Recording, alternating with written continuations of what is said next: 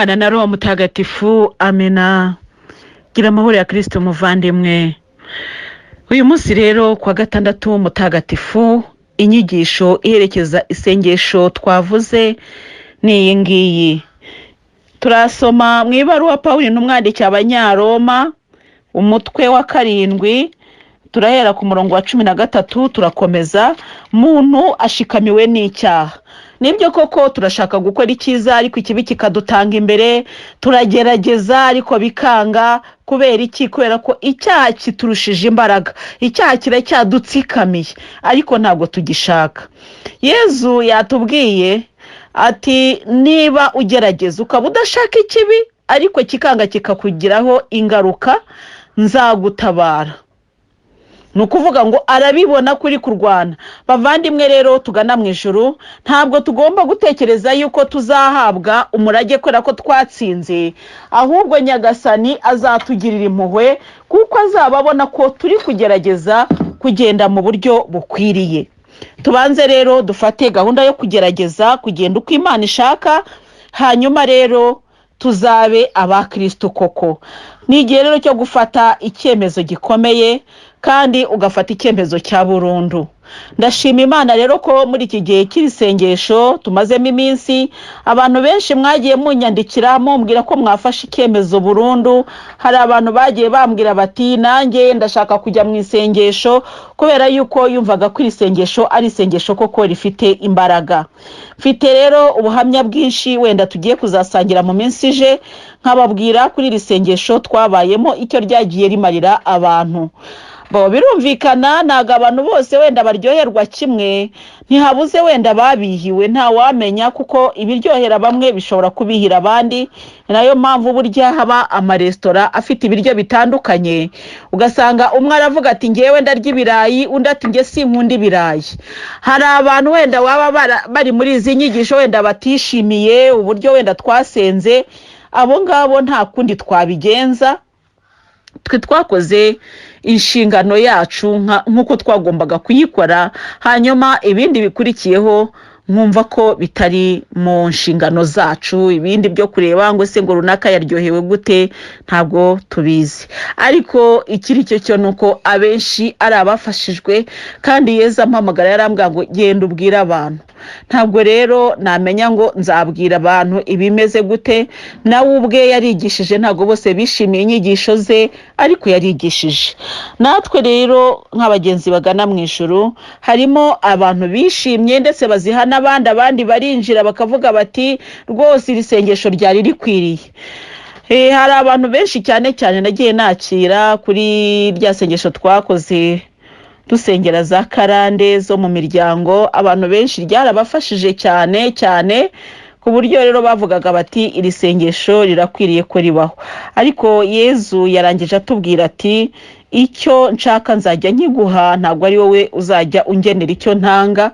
Ubwo ni ukuvuga ngo arabizi ko dukeneye iryo sengesho, ariko kandi izi nyigisho nazo burya ni isengesho. Ubwo rero tugiye gukomeza dusoma ukuntu umuntu ashikamiwe n'icyaha. Mbese noneho icyo cyiza kibe cyarambereye urupfu? Oya, ntibikabeho. Ahubwo ni icyaha kugira ngo kigaragaze ko ari icyaha koko, kuko cyitwaje icyiza maze kinkururira urupfu, kugira ngo kandi cyerekane ububi bwacyo bwose bitewe n'itegeko. Tuzi neza ko amategeko aturuka kuri roho, jewe ariko ndi umunyamubiri. Naraguzwe mba umucakara w'icyaha. Kuko rero sinumva ibyo nkora. Icyo nshaka gukora si cyo nkora, ahubwo ndetse icyo ndashaka ngicyo icyo nkora. Ubwo noneho rero nkora icyo ndashaka, mpuje n'amategeko kandi nkemera ko ari meza. Ubwo rero sigiye gukora ibyo, ahubwo ni icyaha cyaritse muri jye. Koko kandi nzi neza ko icyiza kitandimo kubera intege nke z'umubiri wanjye. Nshobora kwifuza icyiza ariko kugikora bikananira. Kuko icyiza nifuza nagikora, nawe ikibi ndashaka akaba ari cyo nkora. niba rero icyo ndashaka ari cyo nkora ntibikibaye jyewe ugikora ahubwo n'icyaha gituye muri jye. Jyewe ushaka gukora icyiza nsanga hari iri tegeko ko ikibi ari cyo kimbangukira. Nishimira amategeko y'Imana mu mutima wanjye, nyamara nkabona irindi tegeko muri jye rirwanya itegeko ry'umutima wanjye, ku buryo ndi imbohe y'itegeko ry'icyaha rindimo. Mbega ngo ndaba umunyabyago, ninde uzankiza uyu mubiri wagenewe gupfa? Imana ishimwe muri Yezu Kristo umwami wacu. Naho ubundi jyewe ndasanga ndi umugaragu w'itegeko ry'Imana kubw'umutima n'uw'itegeko ry'icyaha kubw'umubiri. Ijambo ry'Imana, dushimiye Imana. Iri jambo Pawulo intumwa yanditse wagira ngo niwe wivugaga, ariko mu by'ukuri ntabwo ari we wenyine. Uyu munsi natwe twese riratureba. Uyu munsi iri jambo twese riratubwirwa rero mu buryo bw'uko icyiza dushaka gukora atari cyo dukora, ahubwo ikibi kikaba ari cyo cyiza kidutanga imbere. Impamvu rero iri jambo Yezu yarimpaye ngo turiganireho nuko rihura n'amagambo yatubwiye mu isengesho. Yatubwiye ati harimo abantu bashaka gukora icyiza ariko bikanga.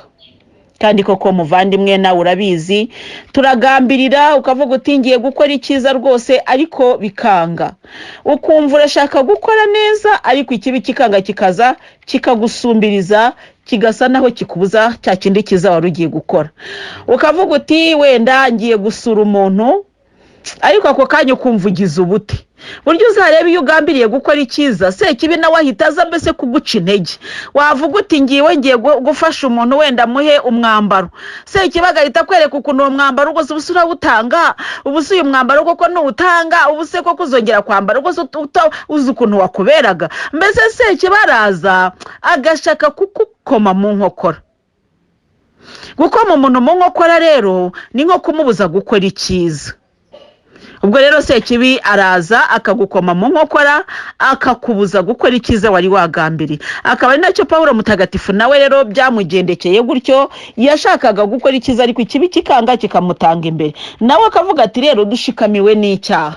Ni ukuvuga ngo icyiza tukiyumvamo, ni ukuri icyiza wumva mbese wanagikora, ariko kugikora biragoye pe, biragoye. Ntawe utazi icyo yakagombye no gukora. Hari igihe njya ndeba nkavuga nti hari nk'ibintu tuba dufite byashaje, ibintu ukabona ntacyo bikora pe, ariko ntabwo wabitanga ukumva mbese uracyabikomeyeho.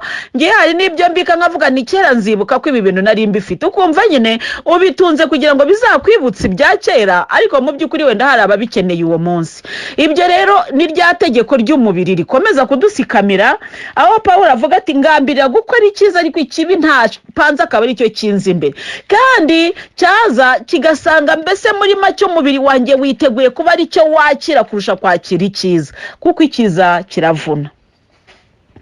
Pawulo aravuga ati tuzi neza ko amategeko aturuka kuri roho, jyewe ariko ndi umunyamubiri, naraguzwe mba umucakara w'icyaha. Yaguzwe nande rero? Pawulo yaguzwe n'icyaha, kuko yaguzwe n'umubiri, kandi iyo ukora iby'umubiri nyine roho ntabwo yishima. Ni ukuvuga iki rero bavandimwe tugana mu ijuru, ingo tuzisengera, Yezu yakomeje kunyereka yuko harimo ingo nyinshi mbese zishaka no gutera agatambwe pe. Ukabona abantu bari kurwana intambara yo kugira ngo bazamuke, ariko ikibi kikanga kikababoha. Ikibi. Buriya rero iyo ndi gusenga hari ukuntu Yezu agira gutya agafungura amaso yanjye nkumva ndi kureba kure yaho ndeba iyo mu buzima busanzwe, mbese mba numva ndahandi hantu. Iyo rero mareba mba numva mbese ibyo ndi kubona kenshi nibyo ngewe mba ndi gusengera ibyo Yezu ari kunyereka, akambwira ati dore n'ibi ngibi. Uko rero mba mbivuga, uko mba mvuga ni Nyagasani Yezu tubabarire kuko turi abanyabyaha, nuko mba mbibona bari kunyereka ukuntu turi abanyabyaha. Akanyereka akambwira ati dore ingo, reba ibibazo biri mu ngo nkabona koko mu ngo birakomeye ni Yezu tubabariye kuko mu ngo zacu bimeze nabi kenshi rero niyo ndi gusenga wenda ushobora kuba uri gutekereza uti ni ibintu aba yapanze ni ibintu wenda aba yashyize ku murongo ngo aze kubivuga ariko ntago ariko bimeze hari n'umuvandimwe wambwiye atumva ati abantu bashidikanya ko atari roho ugukoresha ni ukuri bazahangayika nta muntu ushobora gusenga igihe kingana gutya ati avuga amagambo adasobanya atari roho w'Imana umubwiriza ni ukuri nta hantu mba nabyanditse niyo ngiye gutangira gusenga mbwira Yezu nese uyu munsi turasengera abandi akambwira ati uyu munsi musengere wenda bameze gutya ari igihe rwose mfata akanya ko kumbaza se Yezu ko ku isi hari ibibazo byinshi uyu munsi urashaka ko tukuzanira abahe ubwo rero ngo niwe wazimbwiye mbese uko twagiye dusengera ibyiciro by'abantu niwe wakomeje kubimbwira ariko kandi akagenda nyereka ukuntu abantu bibakora mbese n'ibyiciro hanini bikora no kubasenga gusa icyiciro yanyeretse ejo cy'abantu mbese badakiranuka uko bikwiye yanyeretse ibice bibiri icy'isi n'icy'ijuru anyereka rero ko igice cy'isi abantu bo mu isi ntago dukiranuka ni ukuvuga ngo igice cy'abari mu mwijima ni kinini pe ariko nkabona ko umwijima ugenda urushaho kuba mwinshi kubera ko abakabaye urumuri ntago babonesha rero buriya urumuri kugira ngo urwumve nawe uraruzi muvandimwe si ngombwa ngo ntange ibisobanuro byinshi ku rumuri nawe urabizi burya urumuri ntirukangwa n'ubunini bw'umwijima oya burya niyo ryabira itara ritoya iyo rihuye n'umwijima hahita habona mbese umwijima uhita utsindwa ntago bigombera ngo wenda ngo ni saa 12 za nimugoroba ngo ni saa moya ngo icyo gihe ngo kora ko habakira akamuri oya itara iyo ryacanye riba ari itara niyo waricana saa 6 z'ijoro rikomeza kuba rifite rwa rumuri naho umwijima ukomeza kwiyongera ariko urumuri rukomeza gukora akazi karwo kandi ntirutsindwa n'ubunini bw'umwijima ndizera ko aho hantu ndi kuhavuga nawe ukabyumva muvandimwe uzarebe ushobora kuvuga uti ngiye gufata umwanzuro wo kurara nicaye wenda hari ikintu uri gukora ariko uzarebe itara n'ubushakashatsi wenda uzakora itara uko uricana rikomeza kwaka kimwe ahubwo iyo ari mu kagoroba kwa kundi akagoroba kari kuza umwijima utaraba mwinshi burya itara ntabwo riba ryagatangiye gukora umurimo neza burya itara rikora akazi neza iyo umwijima wabaye wa wundi bavuga ngo umwijima wa nyawo nibwo itara noneho ribonesha ugasanga abantu bose barashaka kuba hafi y'itara kuko hatari mu itara habaye umwijima njya mbibona cyane wenda nk'iyo twari twicaye mu nzu itara rikazima umuriro urabuze ubona hahise haba umwijima ariko ubu ngubu telefone zarabyoroheje abantu bahita bacana amatelefone mbese kugira ngo barwanye iki wa mwijima kaka muri ko kitoroshi ya telefone nako karabonesha naho haba ari mu nzu nini uko biri kose ntago umuntu agenda kubita umutwe ku rukuta kuko kaka muri gatoya kaba kari kwerekana byibuze aho inkuta ziri noneho ugasanga nyine abantu bagashyizaho ngaho wenda gusoma kugira gute ntago wabishobora kubera ko ibintu bito ntibiboneka ariko uko biri kose kakamuri hari ibyo kagaragaza ku buryo ibinini biba bihari noneho ukavuga uti uko biri kose urumuri nta na rimwe rushobora kubura agaciro karwo natwe rero nitwihate kuba urumuri dore iyi si rero irarushaho kuba mu mwijima ariko Yezu akanyereka ko ikibazo gikomeye kiri kubasenga ntabwo turi gusenga uko bikwiye ntabwo twigomwa uko bikwiye ntabwo abantu bakagombye kudupfana n'inzara ntabwo abantu bakagombye kugera ahantu isi igejeje abantu aho ujya kureba ugasanga ejo hari agashusho nakize nakoherereje muvandimwe k'umwana wishwe n'inzara ese birakwiriye ko abantu bamera kuriya koko ese ubundi koko birakwiriye reba twebwe turi kuvuga ngo ibiro byabaye byinshi ukigomwa kurya kubera ko byabaye byinshi ariko tekereza kuriya mwana nawe akeneye ibyo biryo ariko ntabashije kubibona muvandimwe ugana mu ijuru ibyo bintu ujye bitekereza ujye ufata akanya ubitekerezeho maze uvuga uti ibyo nariye byose bikwiriye kumbera nka stoke na reserve ariko nkwiriye noneho gushaka amavuta yo gutwara iruhande rw'itara no kuvuga ngo ibyo wariye byagufashije gusingiza Imana no kuri wasingije Imana mbese warasenze koko byabaye byiza izi nyigisho zarakumurikiye wabonye aho ugomba gukosora ariko iki ni igihe cyo gushaka noneho amavuta yo kongera mu matara haleluya. Ndi gusubiramo kuko iki kintu Yesu yakinyeretse mbona ko akomeje cyane. Hari ukuntu iri sengesho ndagira ngo nkubwire ngo ntago Yesu yigeze ari intemberezamo aseka. Yarakomeje, mbese twavuganaga mbona ari serious, nta mbese nagutereta wapi. Yari serious, arambwira ati mbambwirira ibi ngibi, none ntabwo uri kubibona nkabivuga.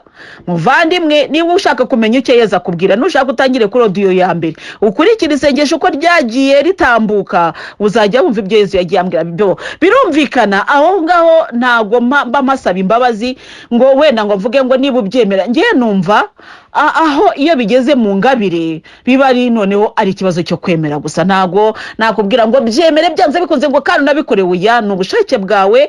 Ngewe naravuze nk'uwatumwe na Yesu, ariko kandi kwemera n'ubushake bwawe. Ni wowe wenyine uzavuga uti ngewe nkurikije ibyo uyu mubyeyi avuga, ngewe ndumva ibi bintu ari byo, cyangwa se ukavuga uti oya uyu muntu rwose ntabwo ari byo arabeshya, ngewe ndumva abeshya. Ni wowe rero wamenya uko wabigenza, ariko ngewe icyo nakoze niki, ngiye nakubwiye uko Yesu yabimbwiye. Iyo rero byageze mu mabonekerwa cyangwa se byageze aho ngaho, biba bisaba ukwemera gusa. Pawulo rero aratubwira ati nabaye umucakara w'ikibi. Umucakara w'ikibi ni ukuvuga iki rero? Ni ukuvuga ngo ngewe ndashaka gukwerekeza mu mutima wanjye, ngewe nzi icyiza nakora, ntawe utakizi. kandi koko burya umuntu ujya gukubita undi ntabwo ayobewe ko aramutse amubwiye neza akamubwirisha ururimi byakunda, ariko iyo neza nyine akayibura, aho niwe rero se kibi akomeza kugenda twicayeho. Ugashaka kuvuga uti reka noneho mubwizi neza, kuko ijambo ry'Imana riratubwira ngo ikibi inabi tuyiganjisha neza. Ni ijambo ry'Imana, ariko byadushobokera se? Reka umubwire neza abone ko ndi igicucu, mubwire neza azansuzugure. Reka rero iyo mubwiye neza aje akongera, nureba kubera ko mwanga umuntu babwira neza. Iyo mubwira nabi uba warabikoze, ariko kubera ko nakubwiye neza, reba ugatangira kumucyurira ya neza wamubwiye, mbese ubwe kabibihindutse incyuro. Mbe muvandimwe ugana mu ijuru, urimo kwigwiriza amavuta koko? Nukuvuga ngo dufite ibivomesho, dufite n'amavuta, dufite naho kuyavoma. Igisigaye ni twebwe n'ubushake bwacu buzatuma duhaguruka tukajya kuri rya riba kujya gushaka ya mavuta nyine yo kongeramo. Nyagasani Yesu rero arashaka ko duhindura imyifatire. Kandi uyu munsi kwa gatandatu mutagatifu ni umunsi ukomeye nk'uko nabivuze dutangira isengesho. Ni umunsi ukomeye kuko abakristo benshi cyane tuzi ko Yesu ari mu mva. Kandi icyo gihe biba niko uyu munsi koko niko byari bimeze. Ariko kuwa mbere w'isabato, uyu munsi ni ku isabato, kuwa mbere w'isabato ubwo ni ku cyumweru, mu mibyizi kare bagiye kureba kumva basanga Yesu atakirimo. Nuvuga ngo yazutse ku cyumweru, kuko yazutse mu rukerera rw'isabato, bukeye bw'isabato. Ni ukuvuga ngo yazutse mu rukerera, kandi tuzi ko umunsi utangira saa 6 z'ijoro. Ni ukuvuga ngo saa 6 z'ijoro z'uyu munsi ku isabato Yesu nibwo yazutse. Mbese ubwo hari hatangiye undi munsi, Yesu azuka ku munsi ukurikiyeho. Ariko ndagira ngo mbabwire bavandimwe, ni ibi ngibi turabizi mu buryo bw'amagambo, ariko ibikorwa bikatunanira. Hari abantu benshi rero usanga wenda nk'uko mba ndi gusenga mvuga nta haleluya, ugasanga nk'umuntu aribaza ati se haleluya muri gisibo. Ariko ndagira ngo nkubwire nti na Kiliziya ubwayo izi neza ko Yesu yazutse, tukamwamamaza. Ibyo mbivuga kenshi kubera ko hari benshi wenda bagenda bibasitaza nuko. Ariko hari n'ikindi nanjye nshaka kukubwira muvandimwe ujya mu ijuru. Buriya Kiliziya ikikubwira ko ibyo dukora ari ukwibuka, nuko ubu uyu munsi kuwa gatandatu saa 12 hamwe bayirimba saa 12 harjane Triduum Pascal. Akenshi misa ya Pasika bayikora mu mugoroba. Uyu munsi baraza kuwenda nuko wenda ubwo coronavirus ituma benshi batagikora kuri gahunda nyine bari basanganywe, ariko ubundi bayisomaga, twebwe iwacu bayisomaga guhera saa 12 misa y'igitaramo cya Pasika. bayikoraga saa 12, abandi saa moya, abandi saa 11, kugira ngo iyo misa y'igitaramo cya Pasika ibibayo. Kandi wajya mu misa y'icyo gitaramo cya Pasika, ubwo nukuvuga ngo bawumvise misa ntago butegetswe kuzajya mu misa ejo kuri Pasika. Nukuvuga rero ngo kubera ko bazi ko izuka ryabaye, bizihiza mbere izuka. Nukuvuga ngo uyu munsi kwa gatandatu hari abari bwinjire mu izuka mu masaha ya nimugoroba. Ngewe ahantu henshi nagiye mba twizihizaga Pasika mu bihaye Imana cyane cyane bizihiza Pasika. Ubu uyu mugoroba bari gutegura ibyo bari buze kwishimira muri Pasika, niko nagiye mbibona. Hanyuma rero bakajya hariya bagasangira, bikaba ari byiza, mbese tugasangira bya byishimo bya Pasika kandi bikiri mu ijoro rya Pasika, butaracya mbese ngo Yezu azuke. Bivuga iki rero? Bivuga ngo twizihiza ibyabaye, twibuka ko byabaye, ariko ntabwo uyu munsi ari bwo biri kuba. Bityo rero akaba nayo mpamvu twiyemeza nyine no gusoma amasomo matagatifu. Turayasoma kandi tugasoma ibyo Yezu yakoze kera. Bivuga ngo nubwo yabikoze, nubwo yapfuye, nubwo yazutse, ariko aracyari muzima mu mitwe no mu mitima yacu. Haleluya. Bavandimwe rero tugana mu ijuru, birakwiriye yuko buri wese afata igihe cyo gutekereza ku buzima bwe. Yezu yatwemereye kuzukana natwe, yavuze ati bahaye izuka. Ariko kugira ngo izuka ribeho n'ubushake bwawe. Turi gusenga, nubwo mba ndi gusenga njyenyine, ariko turi gusenga nagiye kubona mbona ikintu kinini cyane kimeze nyine nk'ikintu busa nakigereranya n'igiki, mbese ni puberi. Mu by'ukuri yambwiye ko ari puberi, ariko nabonaga ari nk'ikizu kinini cyane. Arambwira ati mujugunyemo ibintu byanyu byose mubijugunye hariya. Hanyuma nibirangira marayika w'Imana arajya kubitwika. Ubwo nukuvuga ngo ababijugunyemo murazukana na Kristo. Ejo yaduhaye penitensiya. Birumvikana twari tuyibabaye, twakabaye ujya kwa padiri kuyisaba, ariko ntabwo twabashije kujyayo kubera ko birabujijwe. Ntabwo wajya kwa padiri gusaba penitensiya wajyayo uciye he, ntabwo bishoboka. Na padiri ntiyagwa penitensiya, ntibyemewe. Mbese muri make ntabwo byakunze. Suko tutari abanyabyaha, suko Kristo atabona ko dukeneye penitensiya, ariko yaravuze ati izo rutine ndazirambiwe. Vandimwe, niba tubwira ati ibi bintu ndabirambiwe, nukuvuga ngo birarambiranye. Turarambiranye, arambiwe kuguma kugendana nawe udahinduka. Byakabaye rero ugira akanyu ukavuga uti Imana mbabarira kandi ndikosoye. Ubu rero ndagira ngo nkubwire muvandimwe ko muri uko twumva izi nyigisho turimo ibyiciro byinshi. Harimo icyiciro cy'abantu bari guhinduka burundu pe. Muri izi audio barimo pe bari guhinduka kandi ukabona umuntu yafashe umwanzuro. Harimo n'abakiri mu nzira yo guhinduka, akavuga ati ubu nakabaye mpinduka, ariko abenshi nabagiye bahinduka, bari kugenda bahinduka. Ubwo rero ndagira ngo nkubwire ngo Yezu yambwiye yuko abafite gahunda yo guhinduka n'ubundi azakomeza kubongerera imbaraga bahinduke burundu. Abafite gahunda yo kugenda biguru ntege, kugenda buhoro baseta ibirenge ngo ubuse koko ngo ni impinduka, abo nabo Nyagasani afite uko agiye kugendana nabo. Icyo nabonye cyo nuko buri cyiciro cy'abantu Yezu yagiye agikoraho. Igihe narimbaga ngo aratambagira, namonaga mu ngo rwose agenda atambagira, ariko akizingo n'ukuri ngo nyinshi zakize. Hari ibyo tubwirwa uyu munsi wenda tukazabibona igihe cyabyo kigeze, hari n'ibyo turi kubona ubu ngubu twarabibwiwe kera, ariko ikiriho cyo nuko Nyagasani yavuguriye amasezerano wari ufitanye nawe, kandi akaba yaguhaye umutima wo gukomeza kwihanganira ibigeragezo. Tugiye rero gukomeza kuzirikana ku mubabaro wa Yezu, dutekereza yuko ejo tuzaba turi kuri Pasika. Muri iyi minsi rero nsigaye mbwira Yezu nti ndananiwe. Ngeraho nkananirwa ngabukana Nyagasani nzavuga nanaruhuka. Buriya ku cyumweru yamaga ka pose nanjye nkaruhukaho gato nkabasha none ubu na ka pose ntakakiriho. Ariko buriya ntago mbivuga ngo ndananiwe kubera ko ngiye guhagarara, nta nubwo mba mbivuga kubera ko wenda numva nijujuse. Oya ntabwo ari uko mvuga ngo none ngo muvandimwe ngo ko naniwe ngo oya, no kukubwira nti tujye dusabirana, ariko nawe ujye unsabira muvandimwe.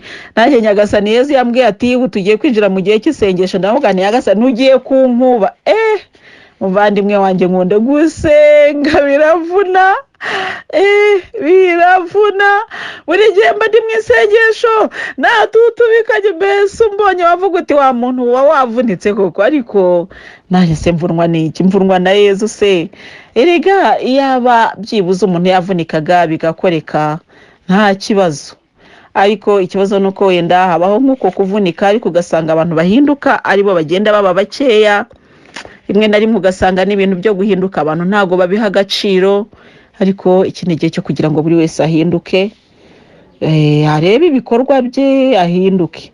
Ndashima Yezu rero ko ari kugenda ndavuga ngo anyongerera umurimo kuko iyo abantu bagenda basaba kongerwa mu audio birushaho kunyereka yuko izi audio zageze kuri benshi kandi bikarushaho kunyereka ko umurimo waguka. Kandi buryo umubyeyi mwiza n'ubyara gatuma ntabwo nakwishimira ko tubyara abana badakura oya ni mukure mugejuru mukure rwose mwaguke mutugere ku isi yose ducana urumuri nubwo twaba turi bake ariko aho uri nucana urumuri rufite imbaraga n'undi agacana urumuri n'undi agacana ego ko tuzagira urumuri rwinshi cyane tuzagira urumuri rubyibushye rwose nuko usanga turi kuboneshereza isi yose. Ni byiza rero ko buri wese yisuzuma kare akavuga ati ahangaha simbonesha neza kubu ni igihe cyo kujya kugura amavuta rero yo kongeramo muvandimwe kandi Yezu azaduha umugisha. Yezu azatwihera umugisha kuko yaratubwiye ngo hahirwa abagira impuhwe kuko bazazigirirwa. Nukuri nawe nugira impuhwe uzazigirirwa kandi icyo uzakora uha Yezu nukuri ngo uhaye Yezu ngo abashyize ku isahani y'Imana. Uhaye umukene ngo abashyize ku isahani y'Imana. Ngewe rero simbibona nk'isahani gusa mbibona nka banki. Nanjye ngamubwane nzabitsi wawe kuko aho niho imungu ngo itajya ngo igera ngo bwa bukungu bwacu ngo imbese ibumungi. Tugerageze rero kwizigamiraho imungu itagera dukora ibikorwa byiza byo gukiranuka tutabara muvandimwe ngo uvuge ngo ariko ngo ejo nafashije abakene ngo ejo bundi ngo najyana mfasha abandi ngo akose ngo oya igihe cyose ugifite icyo Nyagasana guhaye gerageza ugoboka bari iruhande rwawe n'ubushake ntago ari itegeko.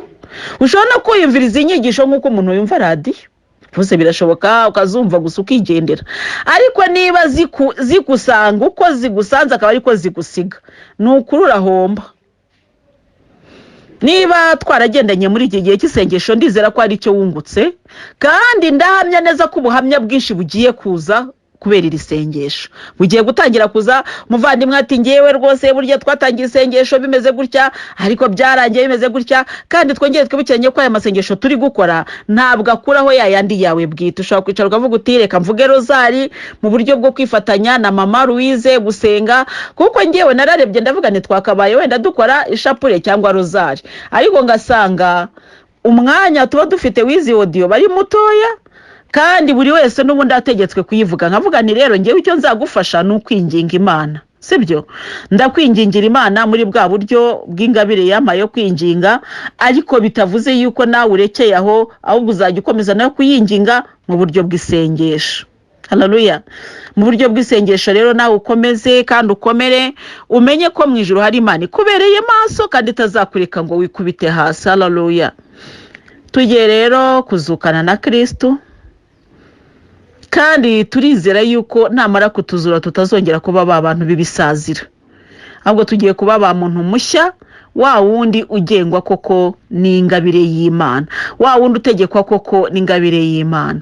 Muvandimwe mwiza rero Kristo akomeze kukugirira neza akomeze kuguha umugisha yaguhaye umugisha wa Pasika nanjye kandi nkomeje kugusabira kuko Nyagasani yawutanze ku buntu ku izina ry'Imana Data na Mwana na Roho Mutagatifu. Amina.